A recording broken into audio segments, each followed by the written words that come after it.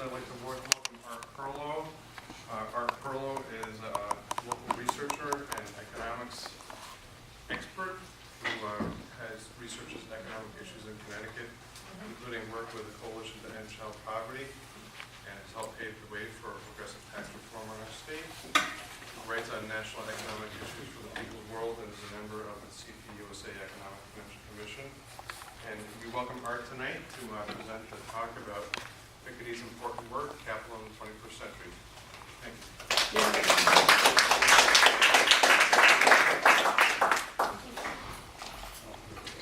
Thank you, Pat.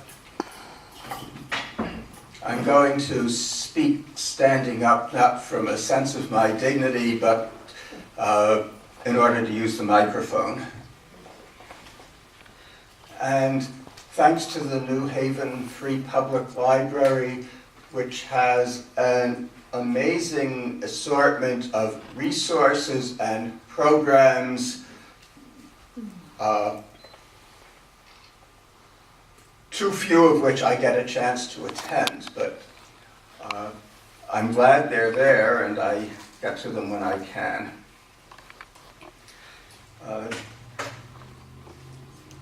So in lieu of a slick PowerPoint presentation, I put up an outline of tonight's topic up here.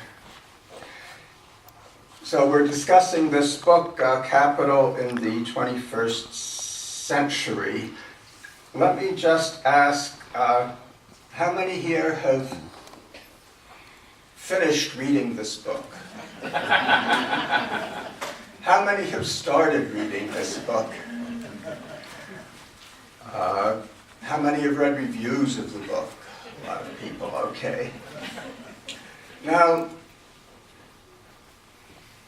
what would really be good with this book is to attend a graduate economics seminar where you could spend at least an hour discussing each chapter.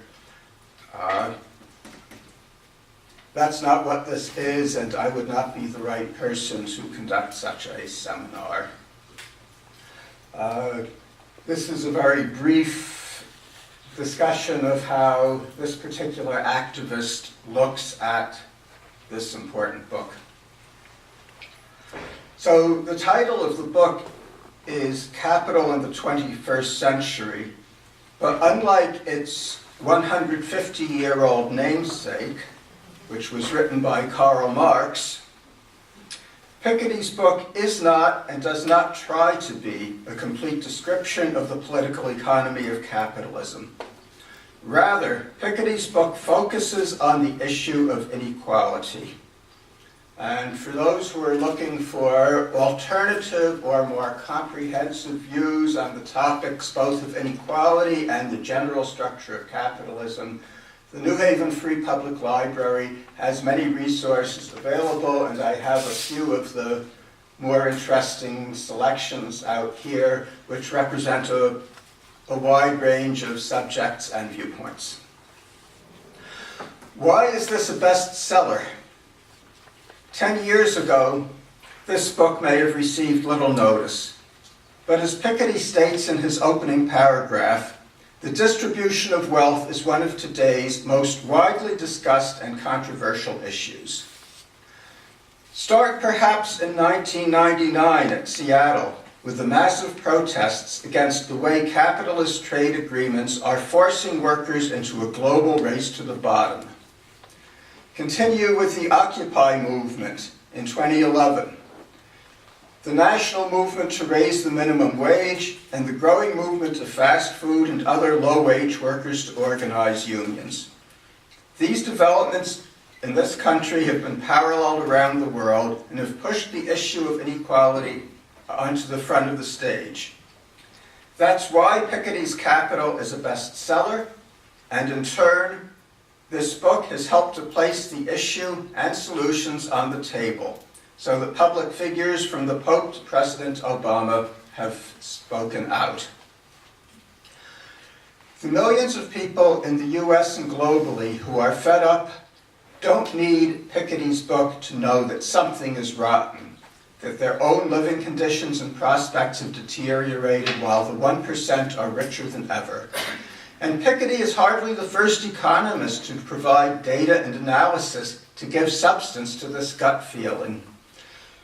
But Piketty's capital stands out because of its careful compilation of centuries of data from many countries, combined with a theoretical framework to explain the dynamics of inequality and its rise in the last 3 decades. Okay. Part 2. What does the book have to say? Well, a lot. 600 pages plus notes. Starting with the first page, quote, "Do dynamics of private capital accumulation inevitably lead to the concentration of wealth in fewer hands, or do the balancing forces of growth, competition, and technological progress lead to reduced concentration of power and greater class harmony? These are the questions I attempt to answer."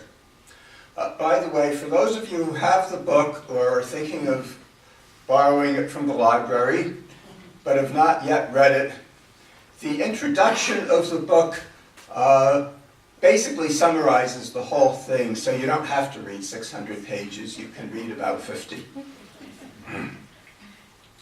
Piketty's research focuses on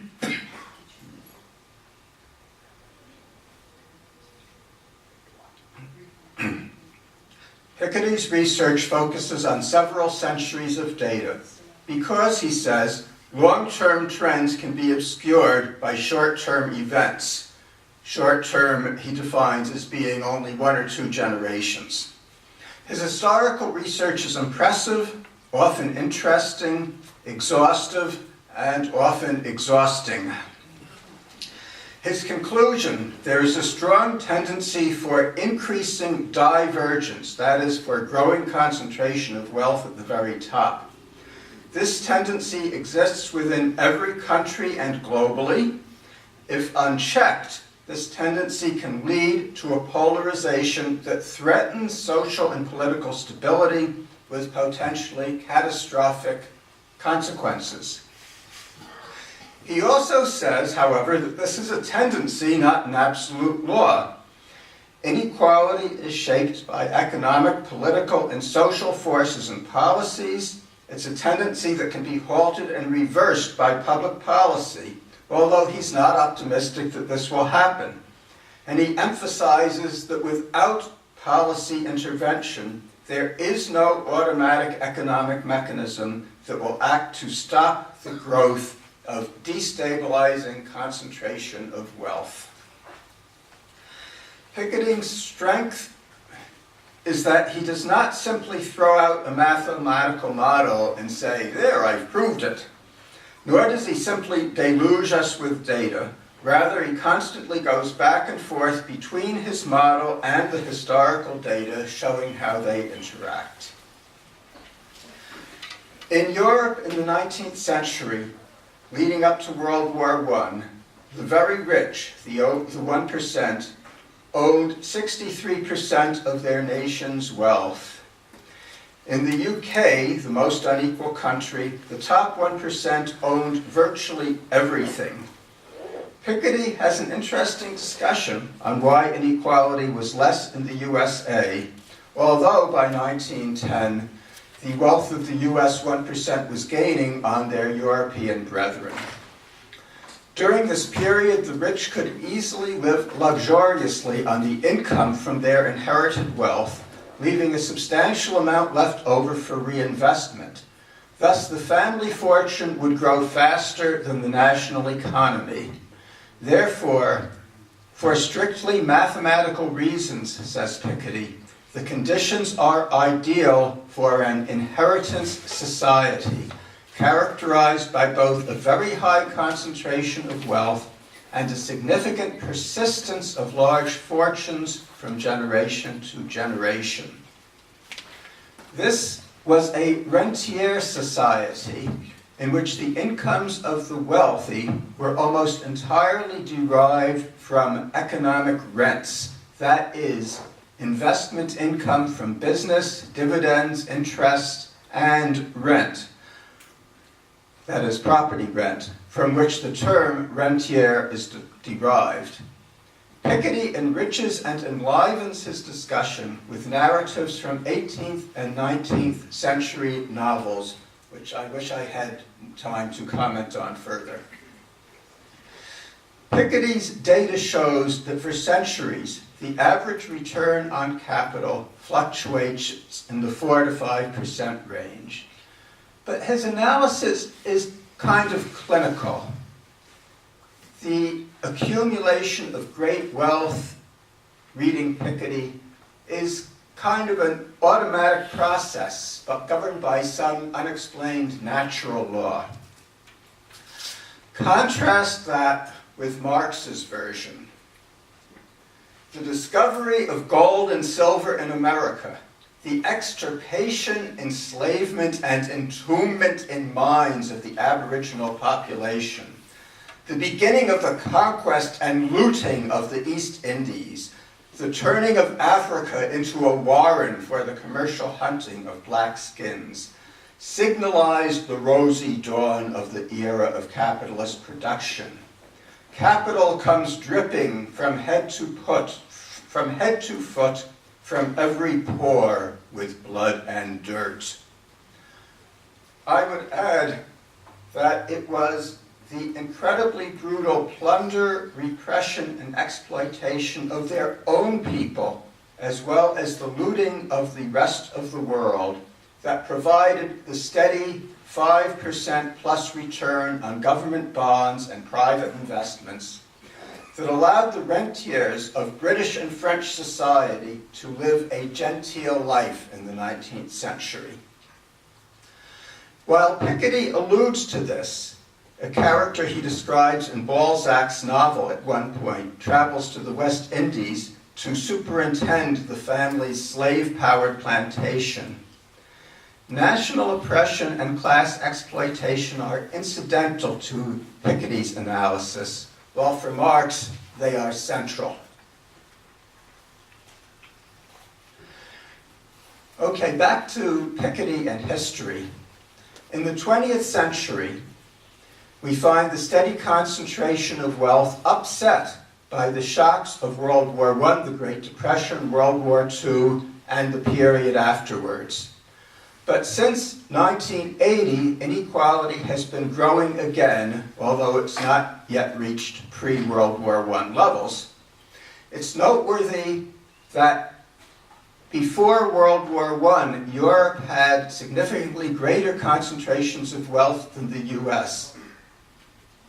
But in recent years, the positions are reversed, with the US having the greatest concentration of wealth at the very top. Today, the bottom half of the population in the US together own only 2% of the nation's wealth. So far, I've discussed Piketty on inequality of wealth. What about income? In the US today, income inequality is even greater than it was in 1929. Over the last 3 decades, the top 1% doubled their share of total income from 10% to 20%, and even this is probably an underestimate due to the use of tax havens to hide income. Piketty explains the increase of income at the top by the rise of what he terms supermanagers, the incredible high salaries of top corporate executives. But his data still show that at the very top, the top 0.1%, income from capital, rentier income, unearned income, still dominates.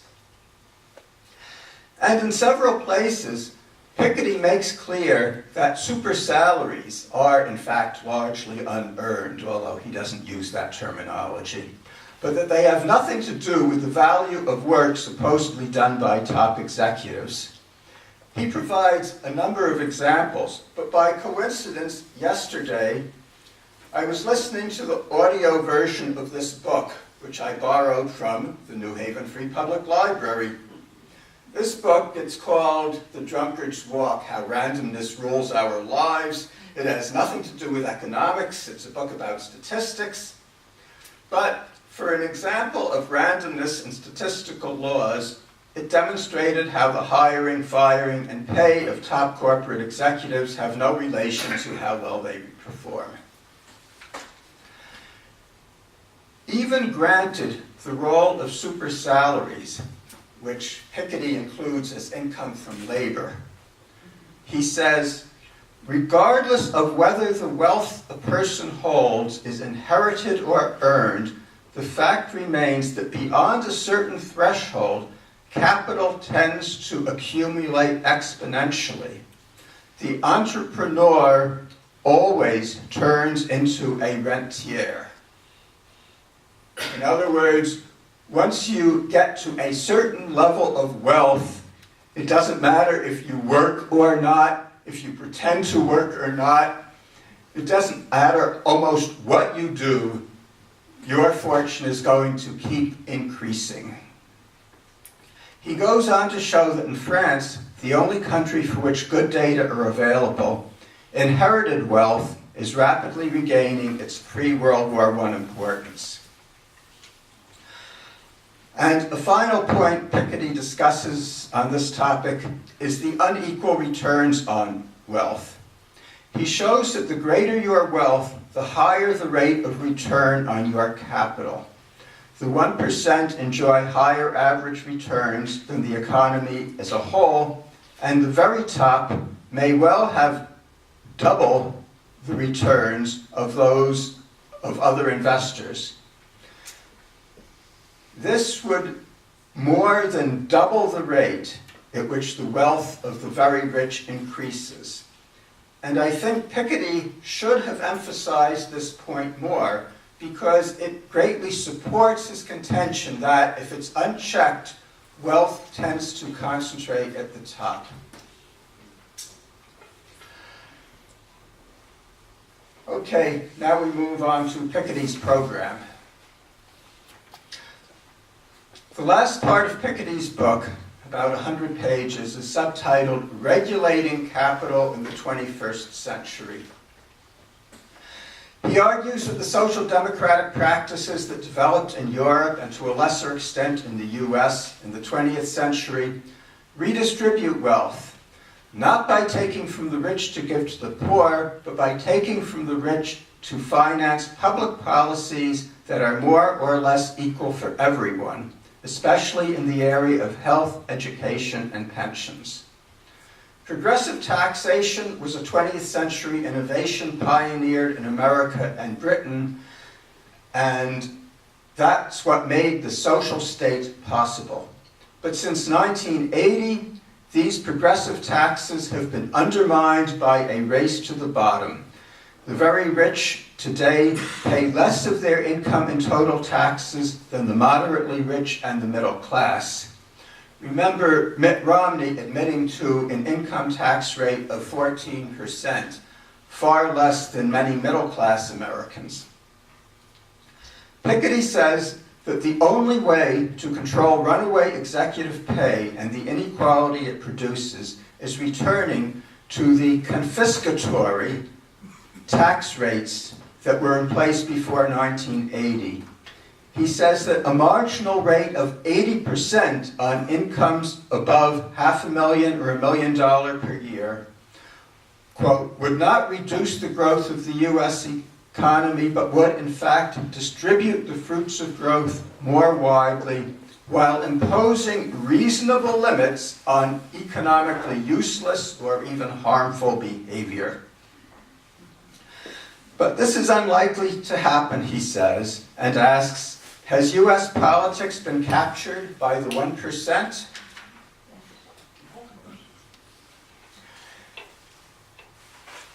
He answers, the drift towards oligarchy is real and gives little reason for optimism about where the United States is headed.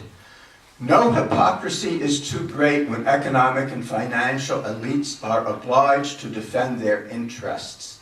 The New World may be on the verge of becoming the old Europe of the 21st century's globalized economy.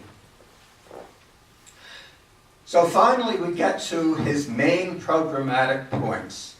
If democracy is to regain control over globalized financial capitalism, it must also invent new tools.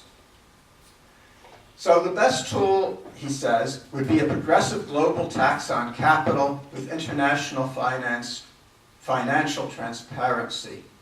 The purpose of such a tax primarily is not to finance the state, but to regulate capitalism. A tax on capital stops the indefinite increase of inequality and also imposes effective regulation on the financial sector. It would provide information on the distribution of wealth, information which is necessary and currently lacking for democratic public policy. And let me make clear, so I think I cut out the part that explains what a tax on capital is.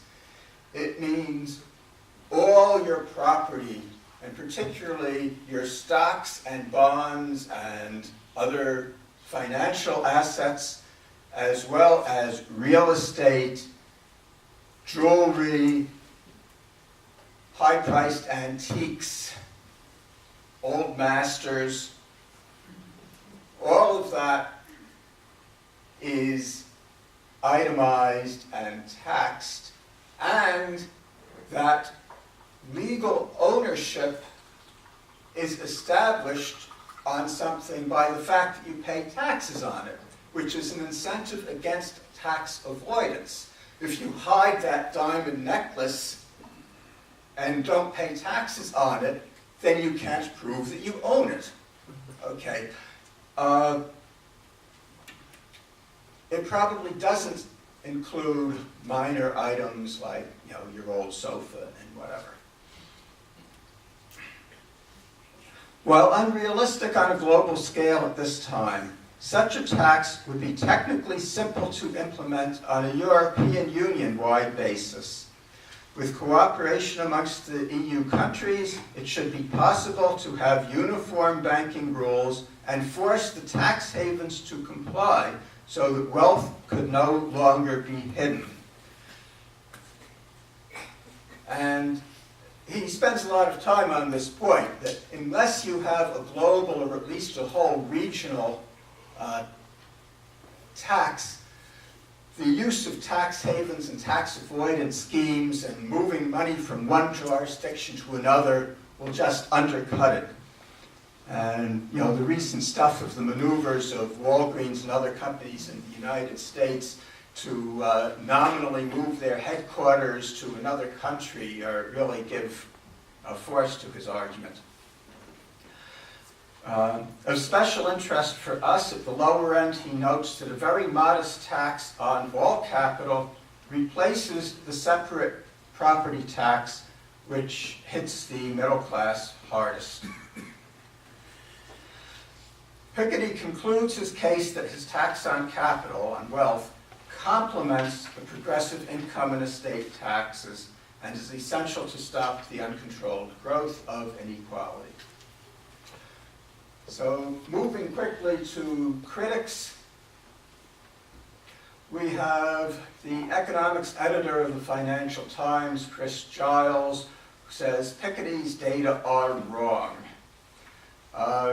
The Financial Times is a conservative, widely influential source that carries some weight.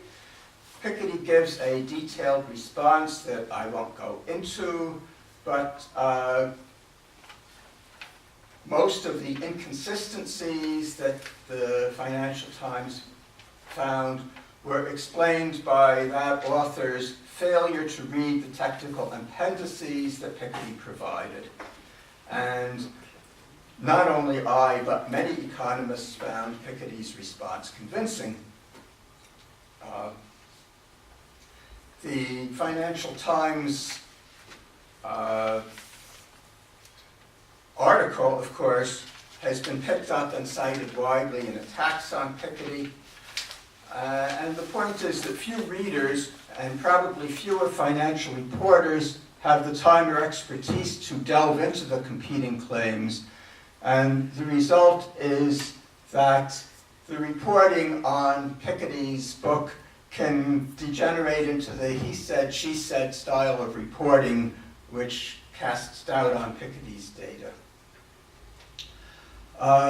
So another criticism is there's nothing wrong with inequality or a rising tide lifts all boats. A typical example of this was a Bloomberg News article that was printed on the editorial page of the New Haven Register. And it basically is the story, suppose everybody is getting richer, but the richer getting richer even faster, what's wrong with that, as long as everybody's doing fine? Well, the author of the article is a Harvard law professor, and he, in fact, might be doing fine. But in the world the rest of us inhabit, poverty and near poverty are increasing, not decreasing, and a large fraction of the population is falling absolutely behind as well as relatively.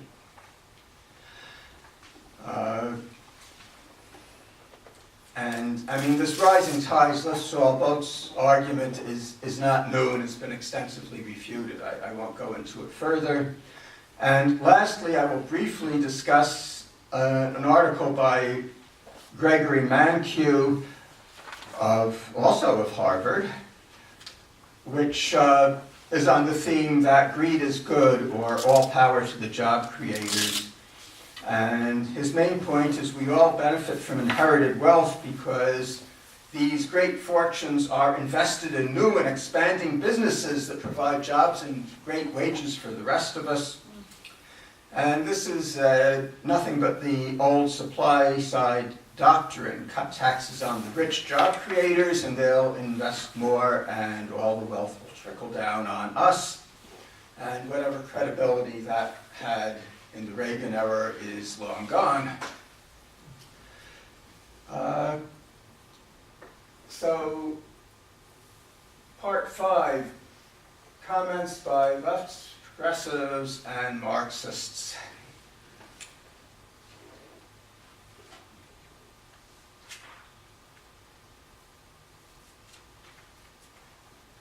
And I'm going to skip most of that, but a few points that Marxists have or can raise regarding Piketty.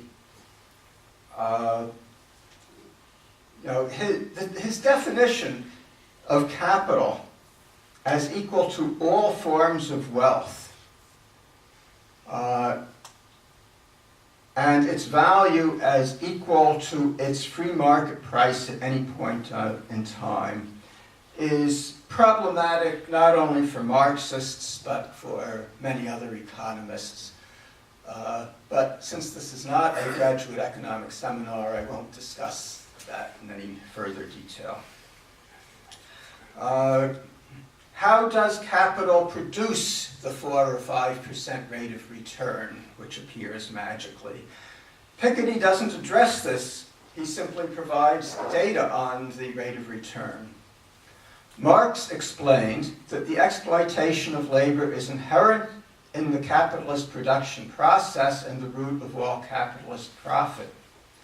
I earlier quoted Marx on this and would just add that today the 4, 5, or 10% return on capital enjoyed by the Walmart heirs, the hedge fund managers, and by Yale University's $20 billion endowment are ultimately derived from the work of the $8 per hour fast food worker, the dispossessed peasant sewing clothing in El Salvador or assembling cell phones in China, and the newly hired auto worker in Ohio whose wage is half what his father earned a generation ago. And this brings us to the class struggle, a concept almost completely absent from Piketty's book. Piketty has nothing to say about inequalities of race, gender, and nationality. And in the US, where racism has been the most effective tool used by the 1% to perpetuate their wealth and power, no examination of capitalism can be complete without an examination of the economic and political role played by these inequalities. Piketty shares with Keynesians and social democrats what I, as a Marxist, believe is an illusion that with proper policies and regulation, capitalism can become largely harmonious and crisis-free.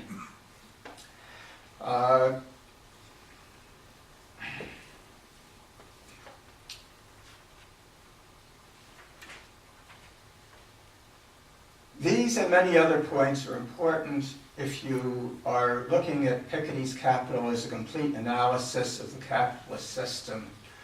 But that's not what the book is. And it's not and doesn't pretend to be a political manifesto or an organizing guide, but it is an important point to the theory. It is an important contribution to the theory and the discussion of inequality today. His description of the tendency towards concentration of wealth is different but not inconsistent with Marxist or other conclusions. And Piketty makes it clear that public policy makes a difference. So what more could a Marxist ask of a non-Marxist? And what more could an activist for economic justice ask of an academic? So the next part is one communist's view of Piketty, and I say that because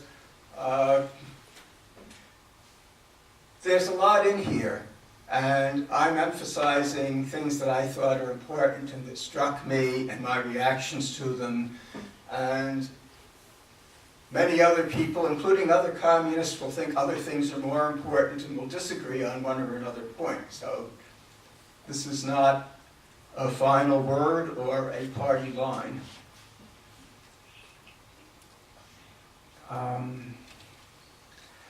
Okay, so there's a lot you can say about the limitations of Piketty, and I've already said a lot of it. Piketty's not a Marxist. He approaches things differently. But different ways of describing a phenomenon can be valid in different ways and for different purposes. Piketty wants to save capitalism from itself, not for purposes of maintaining exploitation. He doesn't think in those terms, but both to prevent cataclysmic crises and to provide a much greater degree of democracy, equality, and social justice, and particularly to maintain and expand public health, education, and other social policies. So while I can disagree with aspects of his framework while respecting his data and engaging with millions who are influenced by his writing, especially in the US, where there's a fierce struggle to block the imposition of even further far-right, pro-corporate, pro-1% policies. Piketty's focus on the wealth tax as an essential component of a program to save not only capitalism but the social state is a little narrow, but we should look positively on his emphasis on the need for democratic regulation and control, not only of capital but of strategic economics decisions. His framework has been called conservative and convention, but yet I think there's much in Piketty's work that's very radical, especially for Americans, including his focus on data, which is often absent not only from political discourse, where we have anecdotes of welfare Cadillacs in place of real facts, but also, for that matter, it's often absent from economic theorizing. He poses a radical challenge from the mainstream to the way mainstream economics is practiced in this country.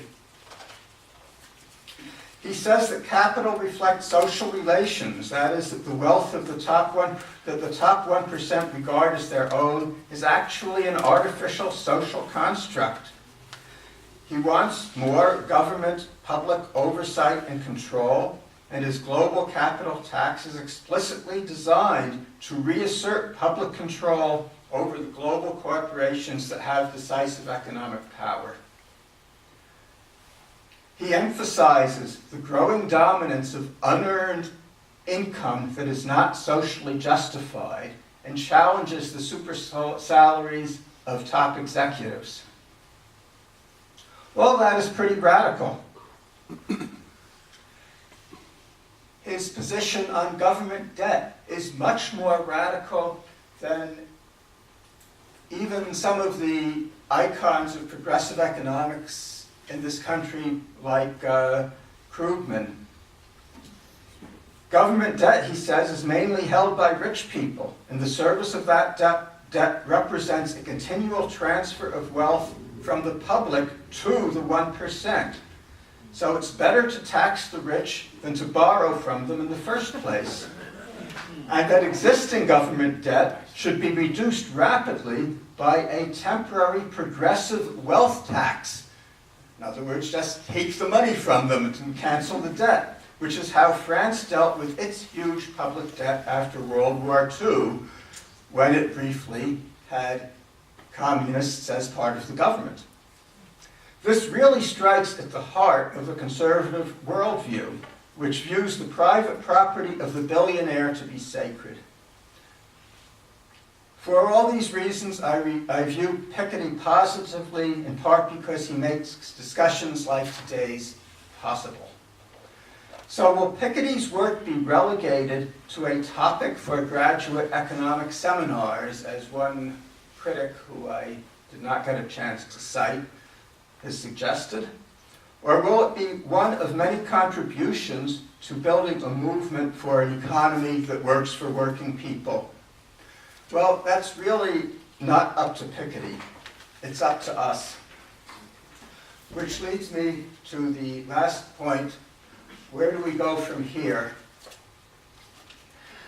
I was asked to speak on this book, not to present a whole economic analysis from my viewpoint or a program of action. But Marx said, philosophers have hitherto only interpreted the world in various ways. The point is to change it.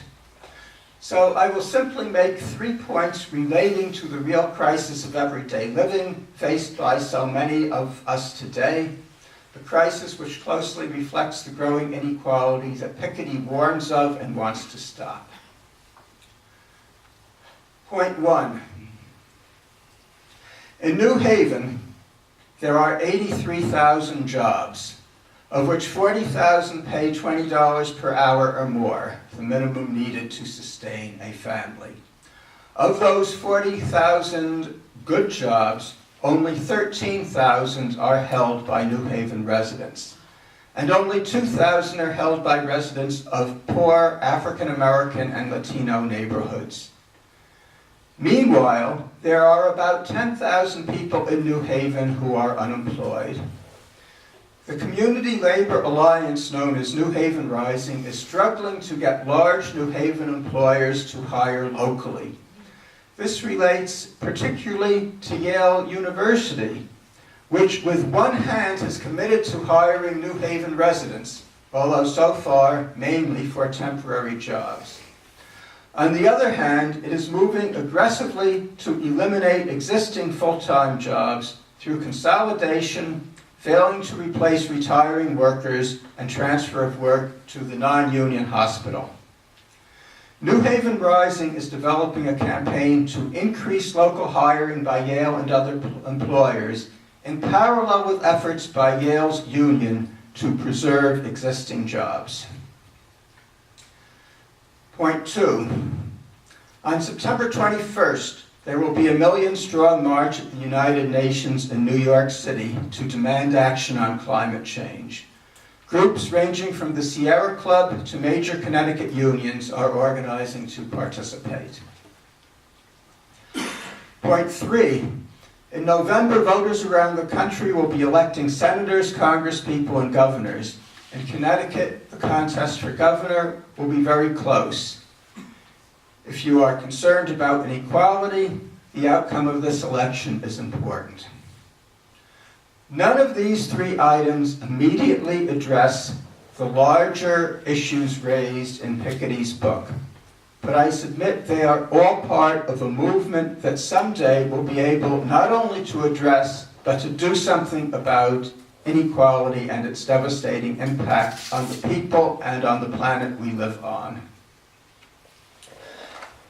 So finally, I have on the back table a clipboard for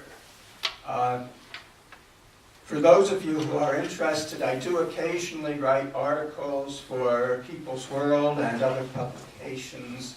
And if you would like to sign up to be on an email list, I will send you a copy, including my forthcoming article based on this talk, which is due to be published in Political Affairs. And thanks again to the New Haven Free Public Library.